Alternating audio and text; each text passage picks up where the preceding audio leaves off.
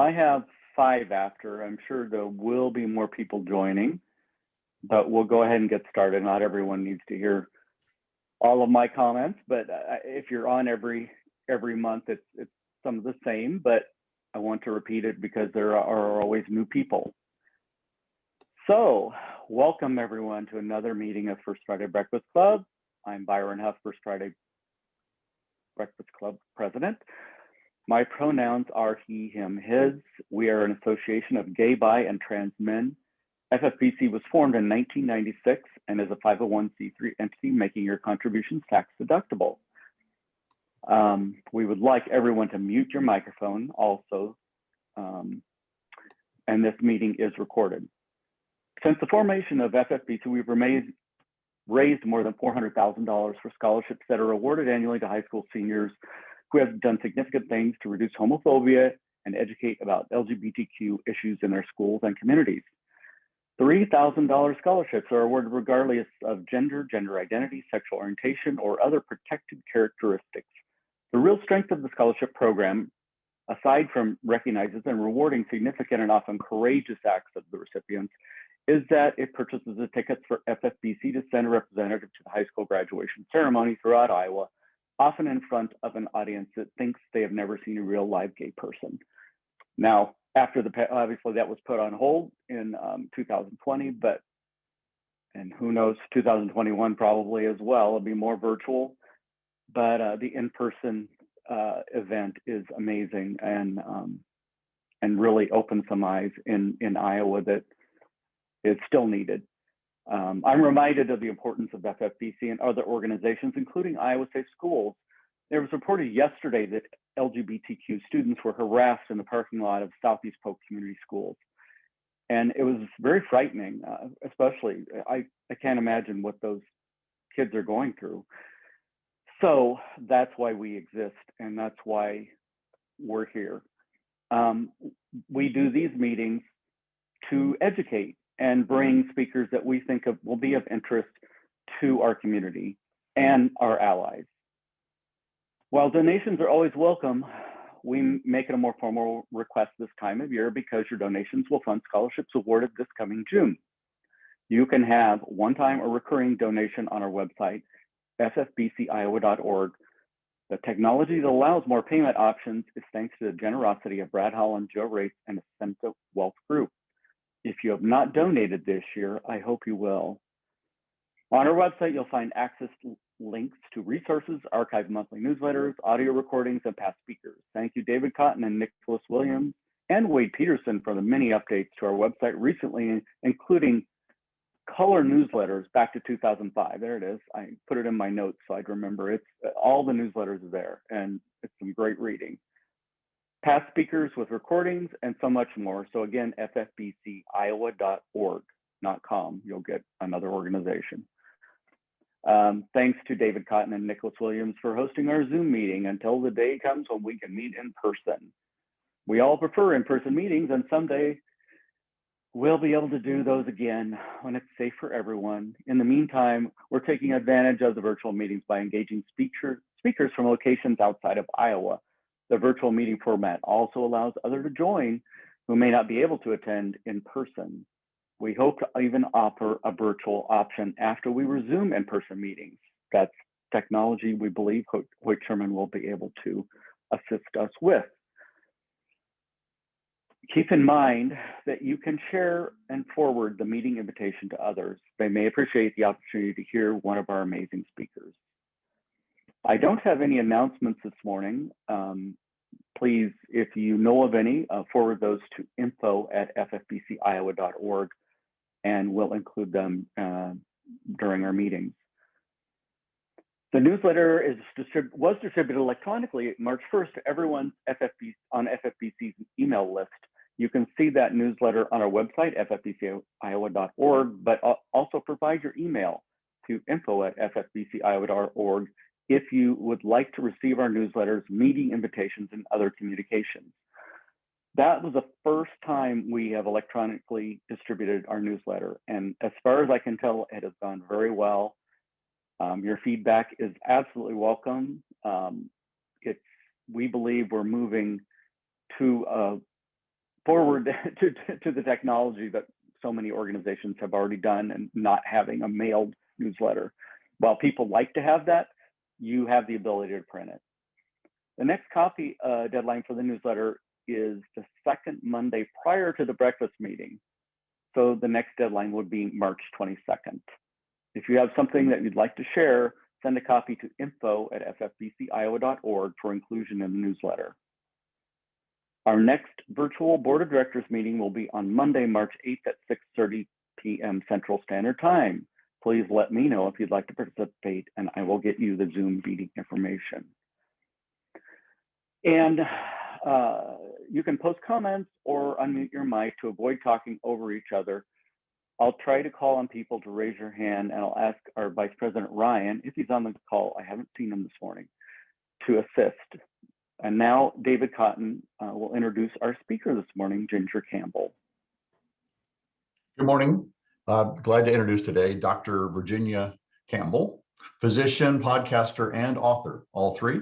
She is best known for her popular podcast, Brain Science, which explores how recent discoveries in neuroscience are unraveling the mystery of how our brain manages us humans, makes us human. Brain Science launched in 2006 and enjoys a worldwide audience. It consistently ranks as one of the most highly regarded science podcasts and has over 11 million downloads. She's also the author of Are You Sure? The Unconscious Origins of Certainty. And where I know her best is from her hosting Graying Rainbows, coming out LGBT plus later in life, which she launched in 2018, in which Iowa's own Dr. Lauren Olson was the second and sixth guest of the podcast. Her personal coming out journey began at age 60 after the unexpected death of her husband of 38 years. Dr. Campbell's professional journey has been adventurous. She spent over 20 years working as an emergency physician, mostly in rural Alabama, before embarking on a fellowship in palliative medicine. She now practices palliative medicine at the Veterans Administration Hospital in Birmingham, Alabama. And as a veteran myself, I thank her for her service of those that have served the country. She's also the assistant professor at the University of Alabama School of Medicine. She lives in Birmingham, Alabama with her golden retriever, Rusty. Without further ado, welcome, Dr. Campbell. Thank you. I really appreciate the invitation to talk with you today. I'm going to start out by giving you a link, if I can hit the right button on my computer. Last week, I was on a podcast that I highly recommend, This Week in Virology, which is a great podcast for accurate science information about COVID. So if you've been looking for a reliable source, that's it. I was going to talk about a little bit about my story, but what I really want to talk about today is my podcast, Graying Rainbows, what it's about, and more importantly, how you can help, because I think that you might wonder, well, what's this got to do with us? So that will be the final goal to answer that question. Feel free to raise your hand in your virtual way if you have any questions along the way, and I'll be ready to answer questions also at the end. I'm going to start out by just sharing a little bit more about my story. David mentioned that my official coming out story began when my husband died a few months before I turned 60. But I'm going to back up just a little bit because you might be wondering, well, why did it take so long? I was born in 1955, and I noticed from looking at the pictures of everybody that a lot of you are my age or older. So I think that you will appreciate what that means in terms of what the world was like. I grew up as a little girl, as a, pretty strong tomboy. I love sports. And as you may remember, there was a big stigma against girls in sports back in our youth. I remember reading novels like that. There was a series of sports novels for girls called, and one of them was named, there wasn't much stuff for girls, but there was this thing called, I read a book called My Sister Mike. All these books ended the same way. The girl would be really into sports and she would be saved by getting a boyfriend. And then, of course, she would not be interested in sports anymore. I did not appreciate the subtext at the time. My first exposure to homosexuality happened when I was about 15 and I was playing basketball. And someone said to me, the coach and the girls on that team are queer. This was about 1971. And I was like, what's the big deal? They can't get you pregnant. I mean, I figured worrying about being raped was a bigger concern than worrying about whether a woman was homosexual. But, what did I know?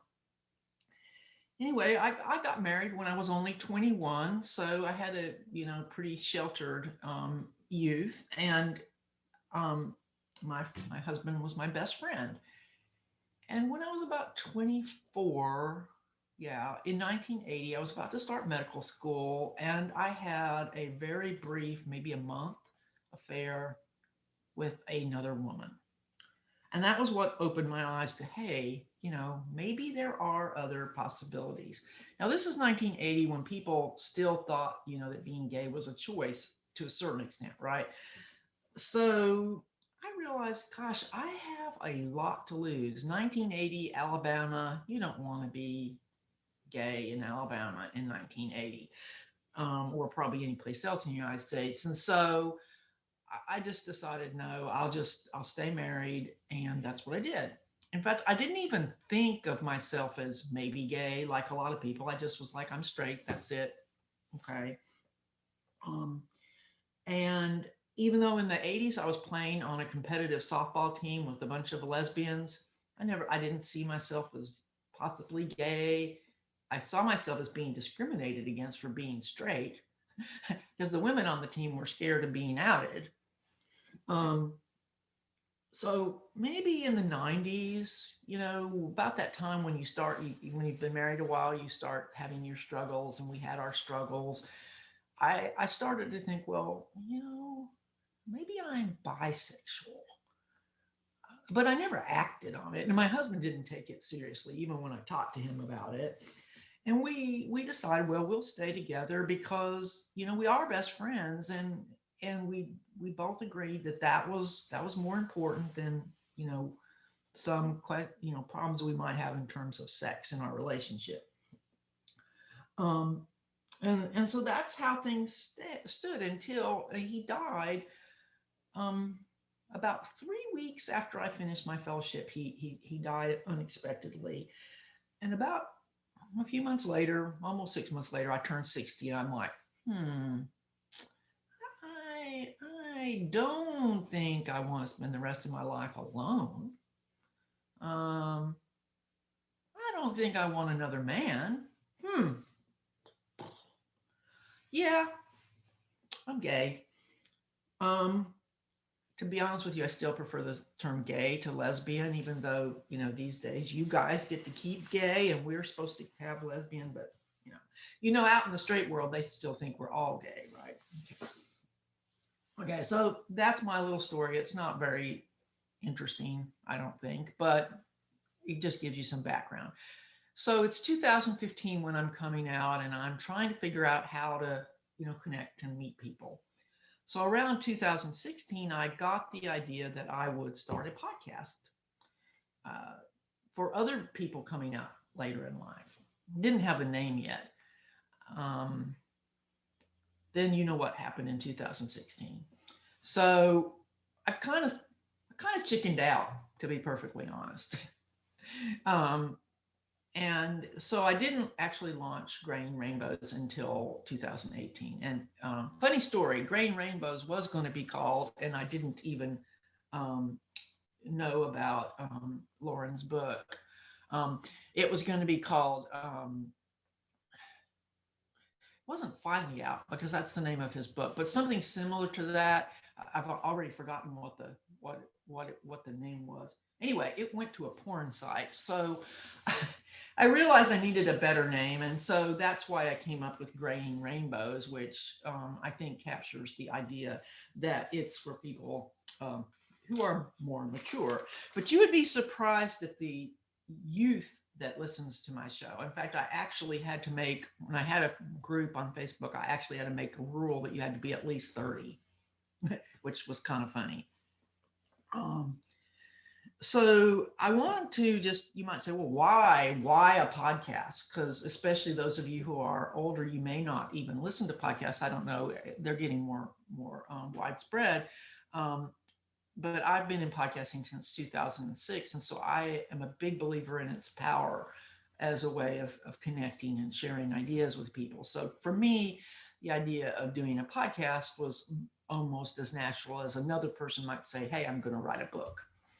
Um, and so when I finally decided to start, I was like, okay, yeah, he's president, but if I'm not going to speak up, I mean, during the Lavender Scare in the 50s, one of the reasons why people were so vulnerable was because they were invisible and you couldn't speak up.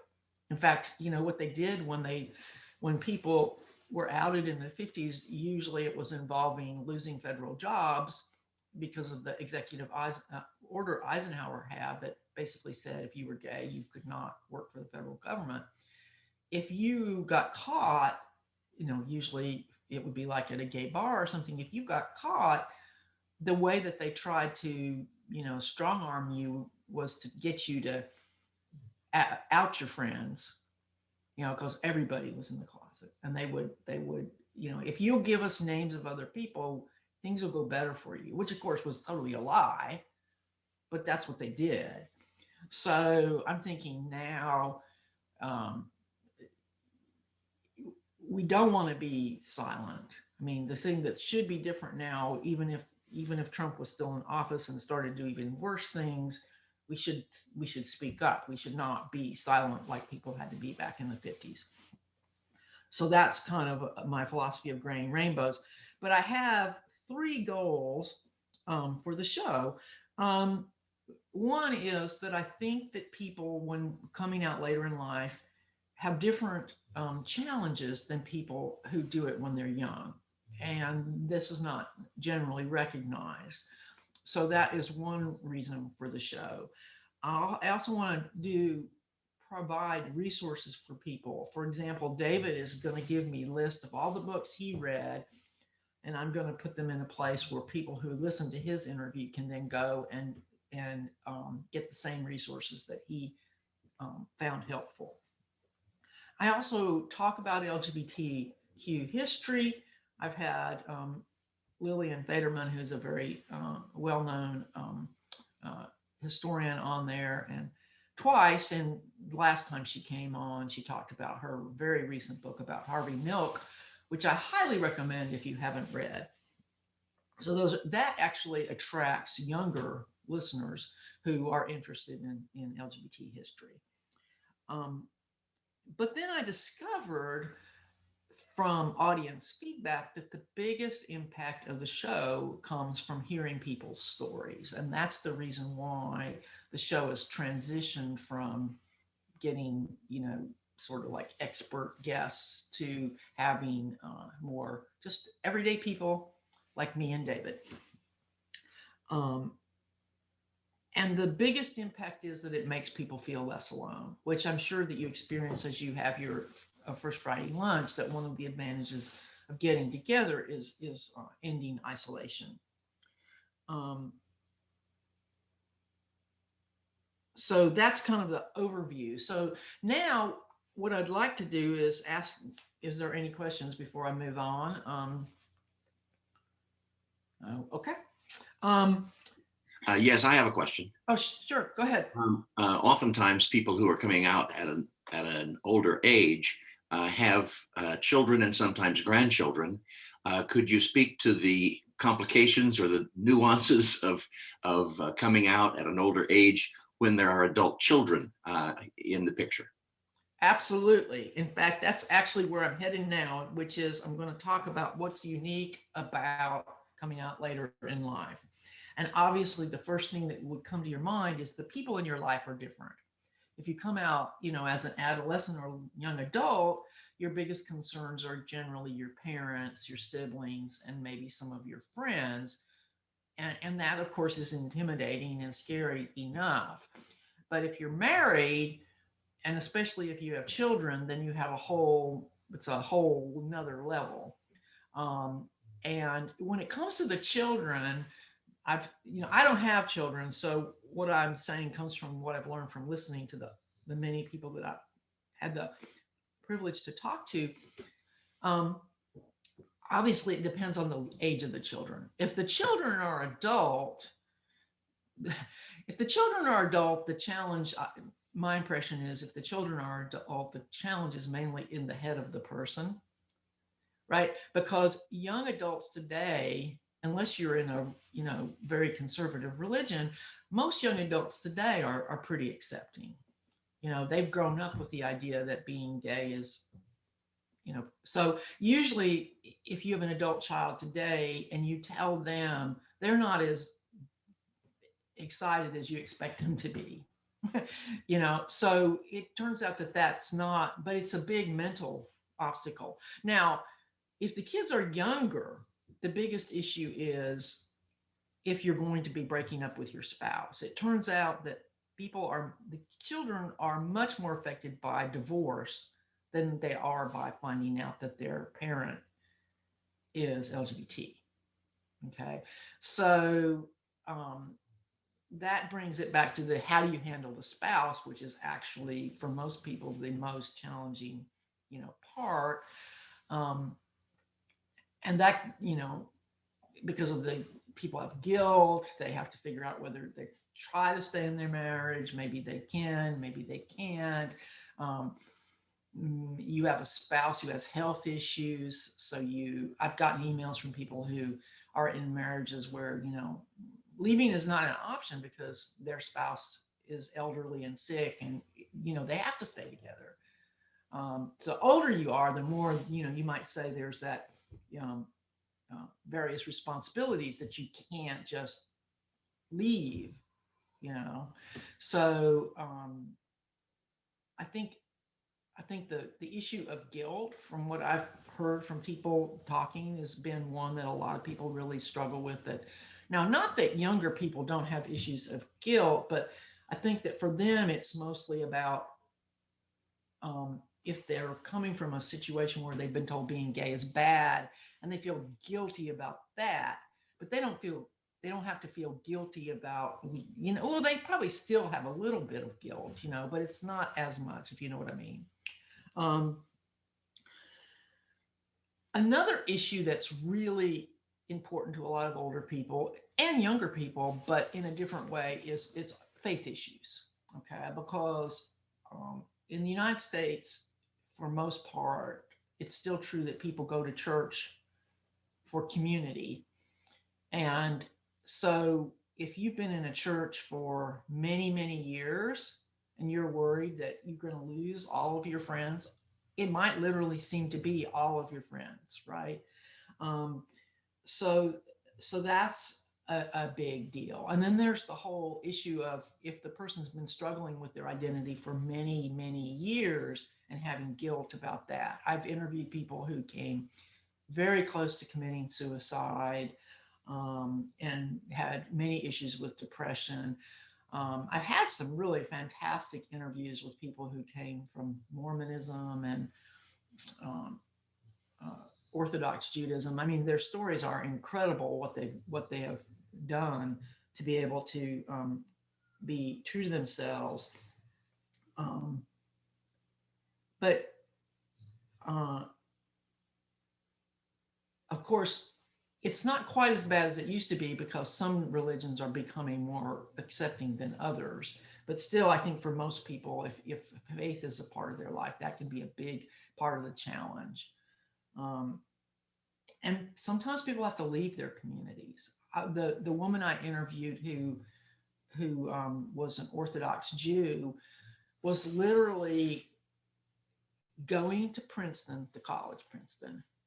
She had 5 kids at home. She would drive to Princeton, change into normal people clothes, go to class, then go back home and put her, Jewish clothes on. She was doing that because she didn't want to leave her husband until she'd be able to support herself, because she didn't want to lose her kids. So these things are just much more complicated. And then there are issues about self-identity that I think are a little bit different the older you get.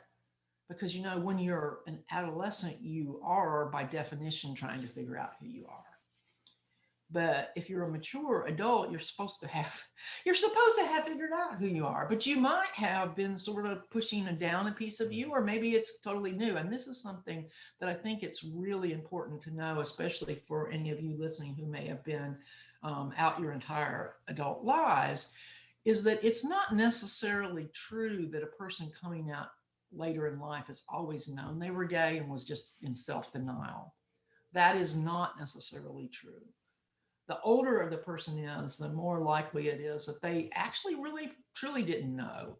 And I used to have this myth in my mind that this was only true for women and not true for men. Because I assumed you guys are so horny that you would have figured it out, right? But women, you know, we are a little different. So I mean, a lot of women don't figure it out until later, but it turns out that that's really true for men too. So don't assume if you meet somebody who comes out late that they've just been in some kind of denial state all these years, because that may be true, but it may not be true.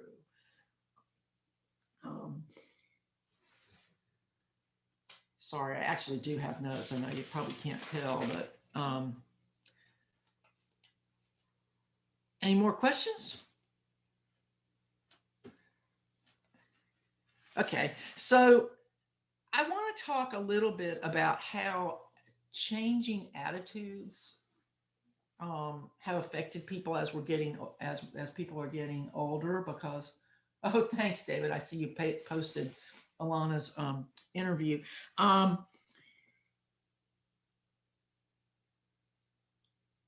According to what age you are, coming out is going to be a different process. And that's one of the reasons why I think it's hard for people who are coming out now later in life when they look at the resources for young people, because these resources do not take into account the circumstances that many of us grew up under, and some of the key events that happened that changed people's attitudes. And I was just thinking about some of these events and thinking about how they affect, you know, what age you are. So let's think back. I'll go back as far as 1952. Was anybody here awake in 1952? I mean, okay. So 1952, I was not born yet. I was born in 1955, but 1952, and I don't remember what year Eisenhower made his thing about banning federal employees. It might have been in 51, but 1952 is the year that the American Psychiatric Association made homosexuality officially a disease in the Diagnostic and Statistical Manual. Okay. The irony of that is that same year, Evelyn Hooker did her famous to us, study that showed that if you blinded the psychiatrists, they couldn't tell the difference between gay men and straight men on their, you know, ink blot tests and those kinds of tests they did back those days. So she basically was providing evidence that there was nothing sick about homosexual men, at the same time that they were making it official that it was a disease. Okay, so if you were a young adult in the 1950s or even the 1960s, you grew up with the idea that being homosexual is an illness. Okay. And then also in the 1950s was the Lavender Scare, which was when all homosexuals were banned from federal employment. And, you know, there was a big purge. So it was a bad time, you know, to be gay. So if you had come of age during that period, even if you know, might have even had, maybe you would have been a person who would have maybe thought about it, but it wasn't even on the table as a thing you would do. Like, especially like say you wanted to be in the military, you would know, hey, no, I can't go down that road. Or you wanted to be a politician, or you wanted to be a teacher, anything you wanted to be just about, you would have been blocked from if you came out. So if you were a young person coming of age in that time, I imagine that you would have probably a lot of people would have suppressed any thoughts, and then maybe later on now you'll see if you're a young person in the 50s, let's see, then you would be in your 80s now, and there are actually people in their 80s that are coming out in their 80s, but nobody seems to realize that. And then as we move forward, in the 60s, if you came of age in the 60s, well, there was the beginning of gay rights, but still, it was still not okay. In 1973 was the year that the American Psychiatric Association finally took it out of the DSM, but that didn't mean that everybody suddenly believed that it was okay, right? So in the 70s, people still, thought that, queer was a prerogative in the 70s.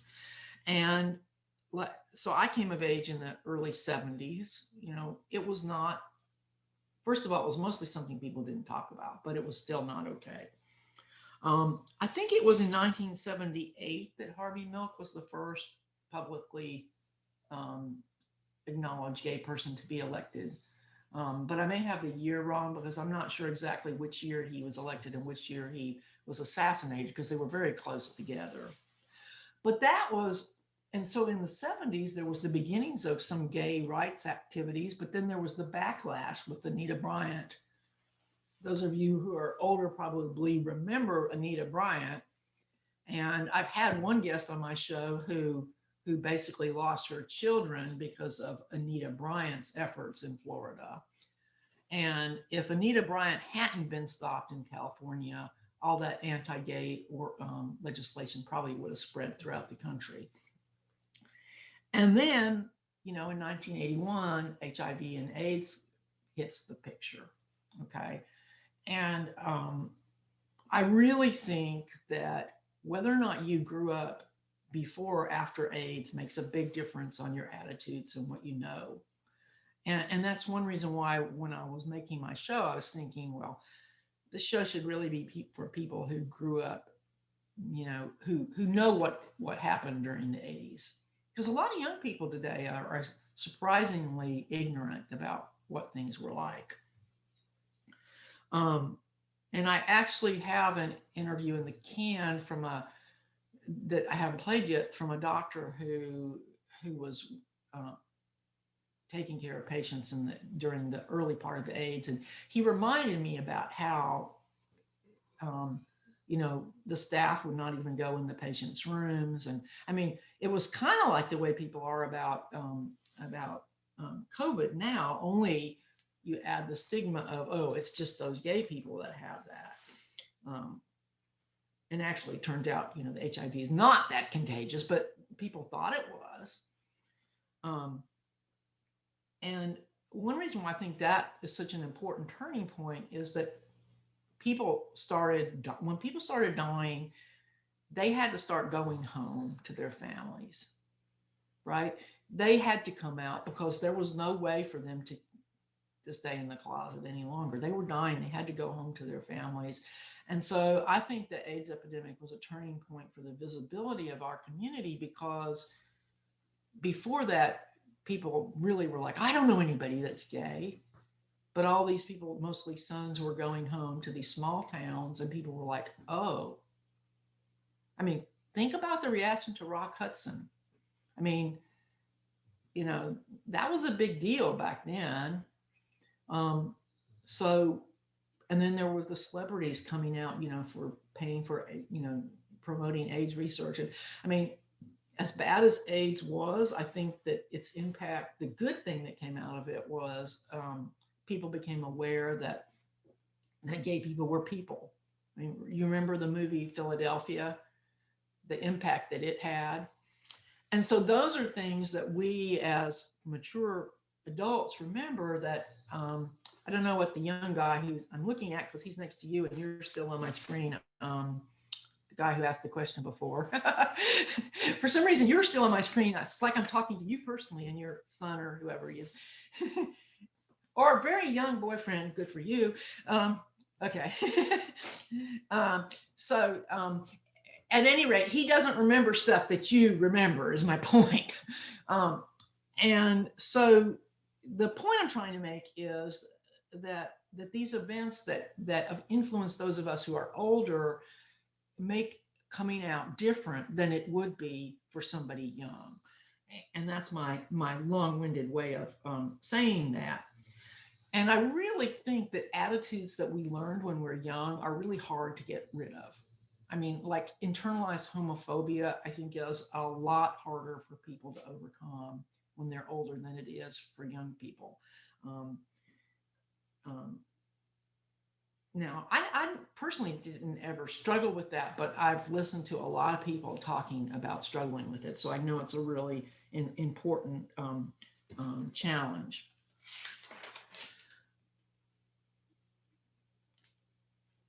But coming out later in life's not all bad. I mean, I think that one of the, there are a few strengths that come with it. One is that you're already established in your career, and you already have your place in your community, hopefully. Hopefully it's not just being a minister or something like that. You already have a sense of identity, and you already have friendships. So you're already a person. You're not trying to figure out how to be a person and figuring out that you're gay at the same time, which I appreciate. That is the challenge of being an adolescent coming out, is that you don't even know what it means to be a person yet, and you're figuring out that you're gay. You know, I do not want to belittle the challenge of coming out when you're young. I just want to point out that it's different if you're coming out when you're older. Any other questions? Okay. I have another one, if you don't mind. Good. Since I've been looking at you the whole time, it's really kind of weird because the thing goes to the speaker, so it's like you guys are my personal audience. Well, I'd like to have you comment on the coming out contrast between men and women. I have a theory that women have been slower to sort of embrace coming out, and have one additional challenge that particularly us white men did not have. And that is, they already, as women, know about difficult to prove discrimination. And so who wants to add another factor upon which you could be discriminated against, and not be able to prove it or do anything about it? Whereas us white men who come out, once we come to terms with it, well, we come out like little puppy dogs, you know, all bright-eyed and bushy-tailed and wagging our tails and taking on the world. And so I think it seems to me, at least, that the lesbian community has been somewhat behind that ball, just because they're adding a factor for discrimination that they didn't have before, but they know about it. Yeah, I think that's a good, you put it in a way that's a little bit different from the way I thought about it. So thank you. Yeah, because like one of the challenges I found when I did decide to come out, and I already know a lot of gay women because I used to play softball, and besides there were this there, but my best friend in medical school, just lots of people. But a lot of them are still in the closet. I mean, it's amazing. I know couples that I know have been together for 10 years. Everybody knows, and they're still pretending they're straight. You know, so that, at least in the South, hasn't gone away completely. But it makes meeting people a challenge. I mean, I can tell you that. I mean, it's not like as a woman, I'm just going to go, hey, you know, it's much harder. Because and my understanding, and I don't know this firsthand, but this is what I've heard, is that traditionally the lesbian community had very close-knit, pretty secret communities, right? And that was for protection. You know, if you were a school teacher, a very common profession for women, you know, until recently, I mean, you did not want to be outed because you'd be fired. So, and so there's a lot of lesbian women my age that are still in the closet. So how am I going to find/meet them? It is a challenge. So I think that you've touched on something that I don't know that that's necessarily but these are people who've known that they were lesbian all along. Okay, so that's a whole different thing from someone figuring it out. Now, as far as coming out later as women, there's been some good work done on this. There's some evidence of that maybe we are a little bit more, have more fluidity in our sexuality than men, and that it's not uncommon to, so it's not like every woman who comes out has thought she was gay for 30 years and now comes out. Okay. It's much more common. I mean, those people that haven't come out, they're probably never coming out. I'm not talking to them because they've come out to themselves. And that's, when I'm talking about coming out later in life, I'm really talking about starting at saying to yourself, hey, I'm gay. Okay. So the people who have had their own little community and they've known they were gay, but they're not out publicly, that's kind of a whole different thing. And I mean, it's still the case for any of us, I think, that you're not going to necessarily just come out to every stranger you meet, right? I mean, you're a white guy and you're in a situation where you got white guy privilege. Why should you risk it unless you have to? I mean, if I had white guy privilege, I wouldn't be going around. I have white woman privilege, and I'm not necessarily going to, throw that away. I mean, I live on a street of old white people, and, I'm out, but I'm not, well, I do put out my flag in June, but, I'm not like really, loud about it. But then I realized when a neighbor stopped me to say, hey, I was talking to this person on Facebook and I think she needs to listen to you. And I was like, oh, I forgot I had already told her about that. So anyway, but one thing I have learned that surprised me was I thought I had the myth in my own head that, women don't know because we don't know any, we don't, we grow up. And even now, women still grow up thinking they're going to get married and well, maybe you won't like sex that much, but that's just the way it is. And, these are your expectations. And if you're not, especially if you don't go to college, I mean, I think if you go to college, you're probably going to be exposed to it. But like, say you live in some little town and you'll never go to college, you may never even think about the possibility that you might be gay until something happens. And then I imagine, on the other hand, the guys were over there, like I said, being hot for each other and stuffing it down. But it turns out that that's not really true. It turns out that there are women who've known it all along. And there are guys who, when they're 70, go, have something happen and realize, hey, I was doing what I thought I was supposed to be doing, but now this, and it's not about sex. That's the most amazing thing about it is the number of people that have written to me and come on my show who have decided that they're gay and they still haven't even had any sex with anybody of the same sex. So it's not, they don't even have a partner. I mean, the other stereotype is the woman meets somebody, falls in love with her best friend. That's the stereotype. But that's not what happens to everybody. Some people just realize, hey, there's something not quite right. I got to figure out what it is. Let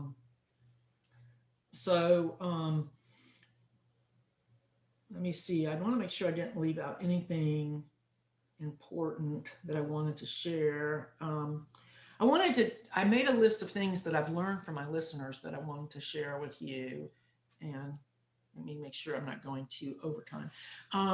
One, children suffer more from divorce than they do from figuring out that their parent is LGBT.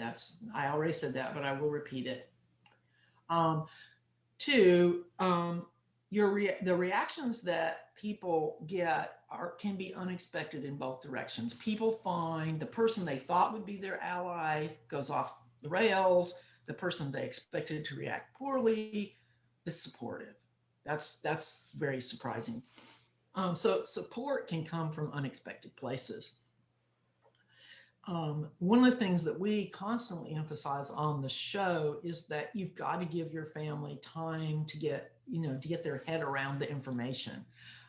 Rick Clemens was the first person who pointed out that, you've been stewing maybe for years and you finally decide to break the news. Well, the person you're telling it to hasn't been stewing about it for years and they feel blindsided.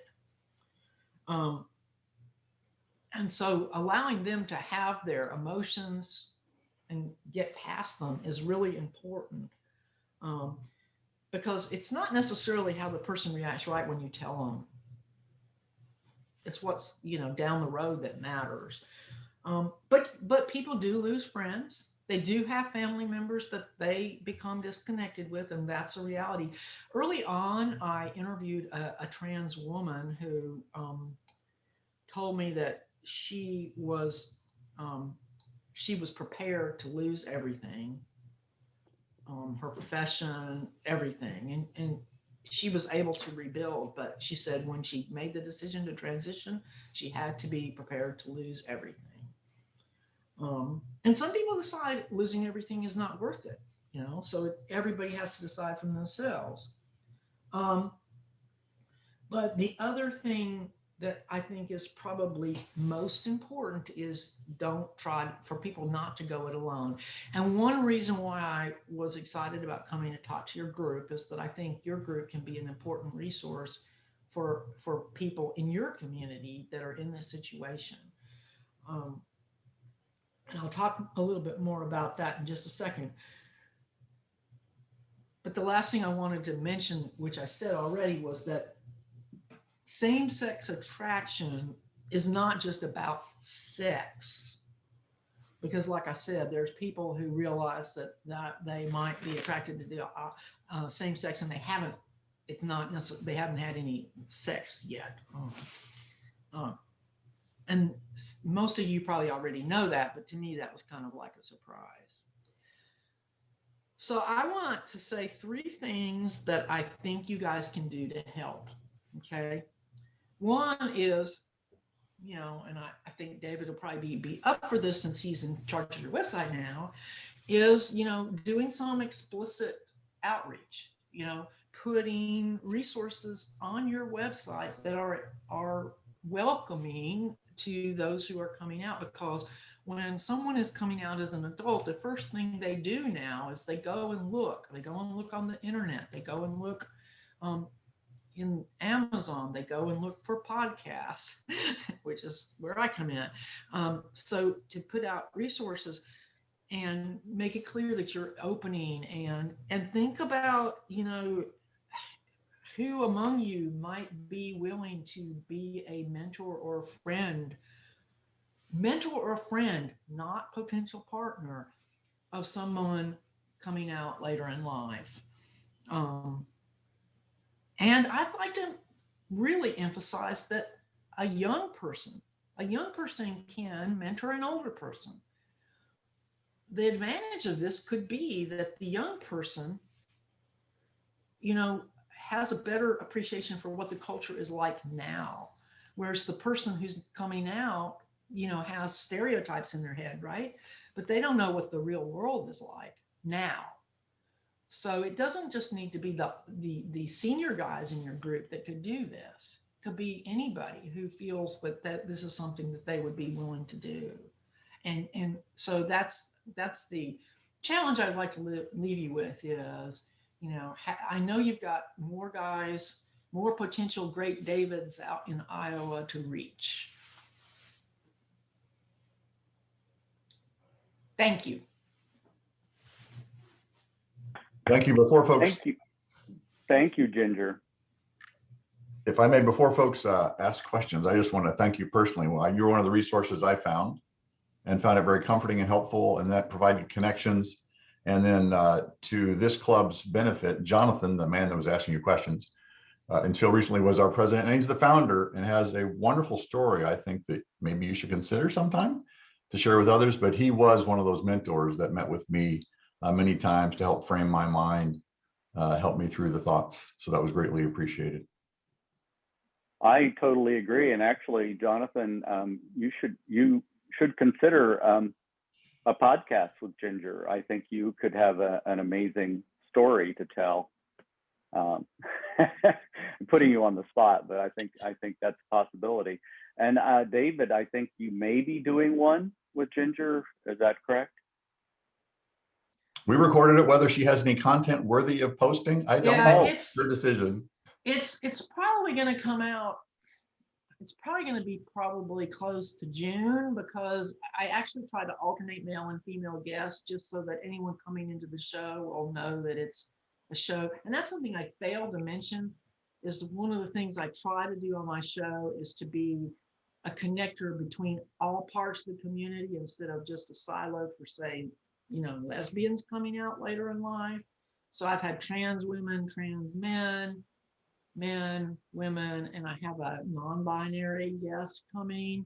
So I try to sort of alternate those. And so actually I've been getting more male volunteers recently than females. So like the episode that I just dropped this morning, the poor guy, I mean, I recorded that a year ago. David, I promise yours not going to be that long.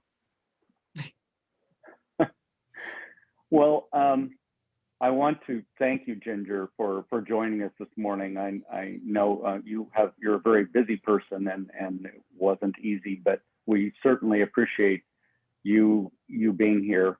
I also want to point out, on our website, we do have a resource page that is fairly extensive and covers a wide range of areas that we hope provides information for all types of LGBTQ individuals. And we have received feedback that people have found it very useful. You're not alone in coming out in your later years. The popularity of your podcast, Graying Rainbows, supports the need for this type of research for the LGBTQ community. The trauma and complexity of coming out is different for every individual based on their sex, age, ethnicity, occupation, employer, geographic location, children, siblings, partner, marriage status, social group, their friend network, and so much more. Your work shows that the age you come out significant impacts how life-changing it is. The pandemic has led me to explore podcasts in a way to learn about so many things, including information impacting the LGBTQ community. Try it and you may be hooked. And now you can post additional questions and comments or unmute your mic to avoid talking over each other. I'll try to call on people, raise your hand, and our Vice President, Ryan Crane, will assist. So please go ahead and continue to ask questions if there are any. Gary. You need to unmute. There we go. Thank you so much. It was really, I've been a member of First Friday Breakfast Club, and each time in the morning as I get up, I'm going, am I going to make it? Do I really want to crawl out of bed now that I'm retired? And then I get up and I'm so glad I attend every time.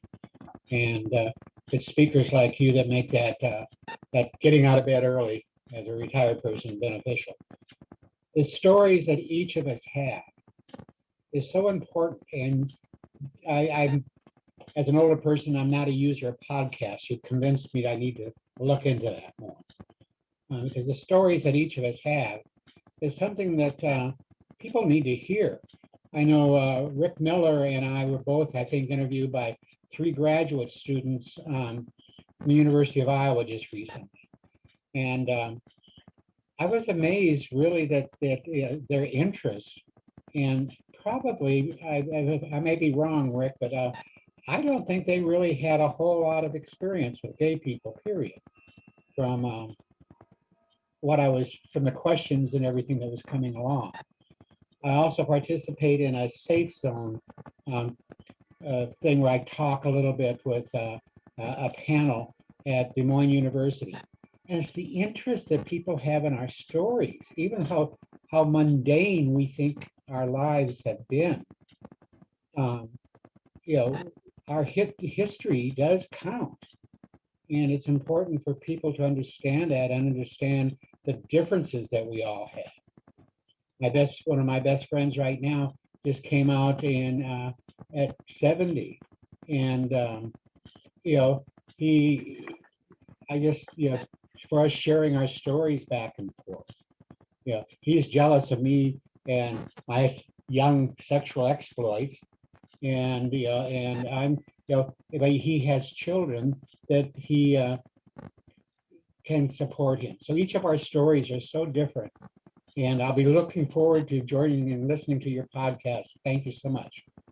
I'd like to also encourage you to check out Making Gay History. It's an incredible podcast. He's got interviews that he did 20 years ago with people that are dead now, people that were at Stonewall, voices that we will never hear from alive again. He's got the audio recordings that he made originally for a book. It's really a great show. We're fortunate to have Eric as our guest in January. Oh, that's right. You already know about Making Gay History. That's okay. That's right. Reminder's good. And not everyone on the call knows, maybe joined us for that, but go back. I would encourage people on the call to go to our website and see the interview and look for podcasts Making Gay History, because I have found that very interesting as well. Any other questions? Okay, Rick. I just wanted to thank you also for coming, Ginger, and to let you know that I think support systems for elderly people are so very, very important. And so getting connected in different ways to the local community they're in is absolutely essential. And you are so right in so many things you said about the coming out process. And that has to do with whether you have supportive relatives that can help deal with other relatives, and the fact that coming out is an extended thing, that you can't expect people to immediately embrace you, even though some may. And that I'm just really pleased with everything you're doing. And I just want to thank you for that, and just make a bid for support systems and how they work. Thank you. Thank you. Okay, Jonathan. Jonathan, yep. Yeah, I wanted to make one more comment, if you don't mind.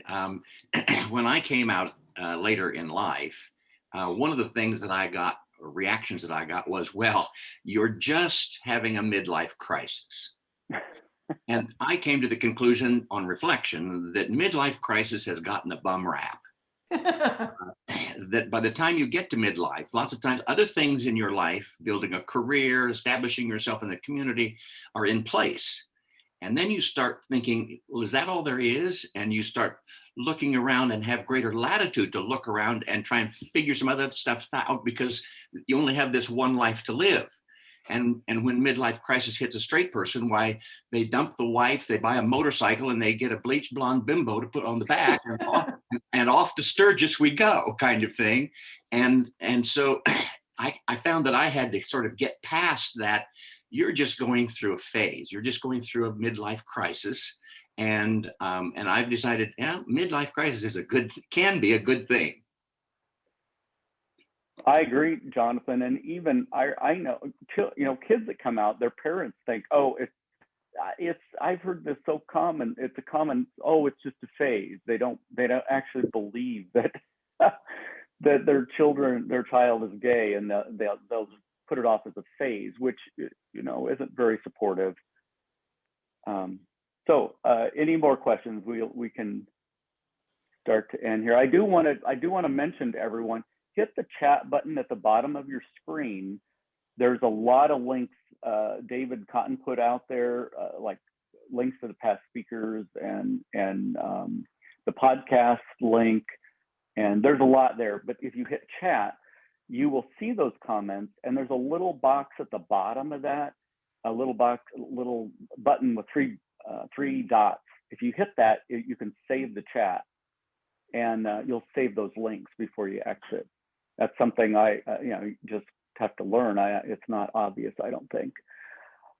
I do want to say we give some attention to our upcoming speakers. April 2nd, next month, we will have Chris Godfrey, who was a workers' compensation commissioner and was asked to resign with his pay cut to the legal minimum by Terry Branstad. That has been in the courts even now it is not done. He sued for discrimination.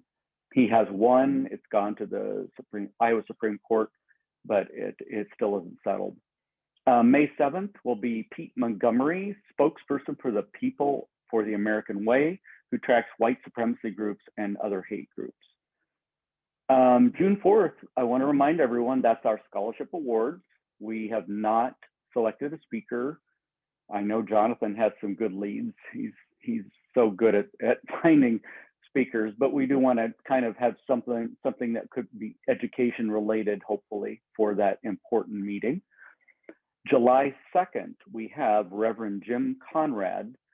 He's the Town View Baptist Church in Georgia that is open and welcoming congregation and was expelled by the Southern Baptist Convention.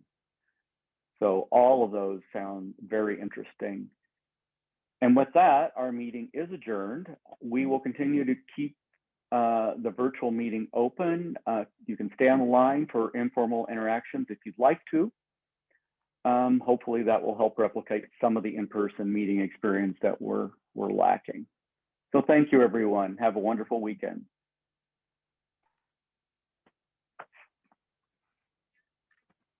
Thank you again, Ginger.